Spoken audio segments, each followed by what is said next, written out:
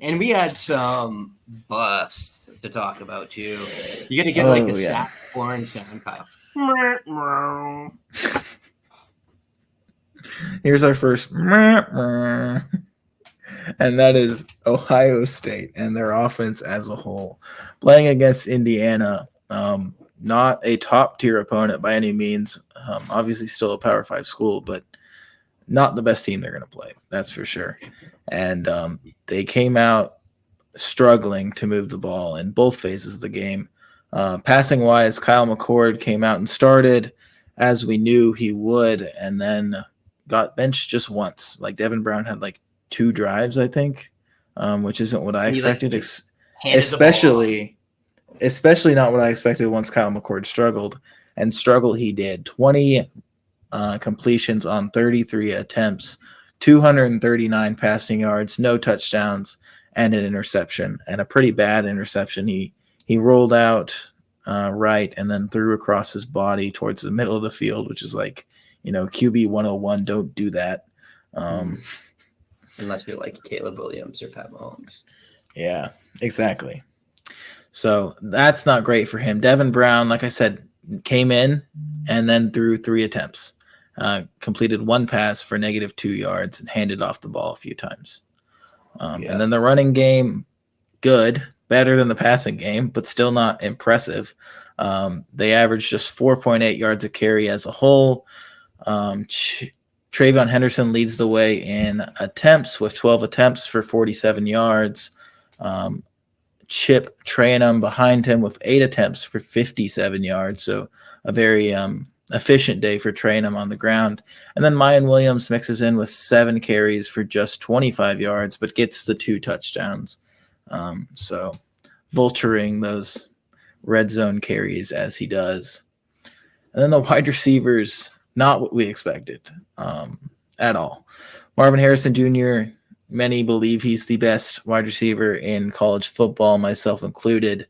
Had 6 targets in this game, caught just 2 of them for 18 yards. We thought the connection would be there with Kyle McCord. I believe these two played together in high school, but it was not. Didn't seem to have the timing right between the two of them. Did not get his season off to a fast start. And then Emeka Egbuka had just 4 targets, caught 3 of them for 16 yards. Are you worried about both of these guys going forward into this season?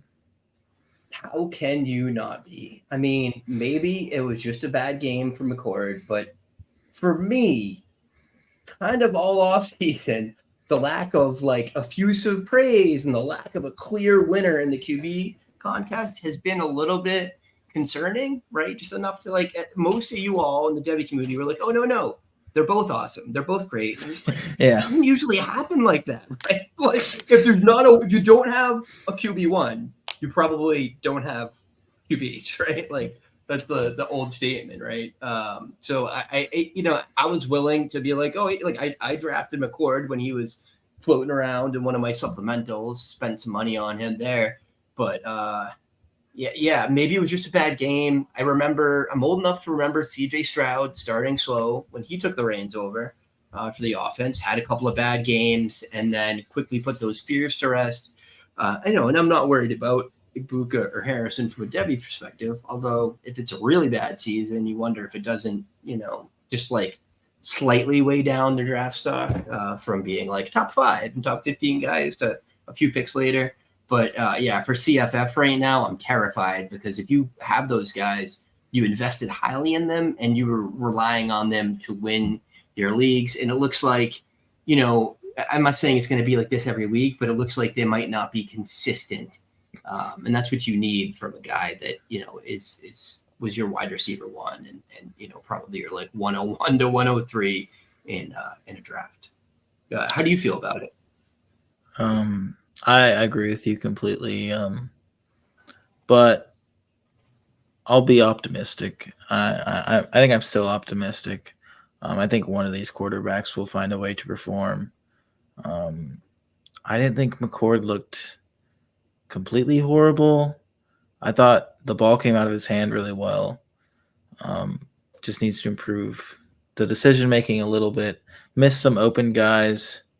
Obviously, through that awful pick, had another one that should have been picked. But maybe he just had the yips. I don't know. It's his first career start, like we said.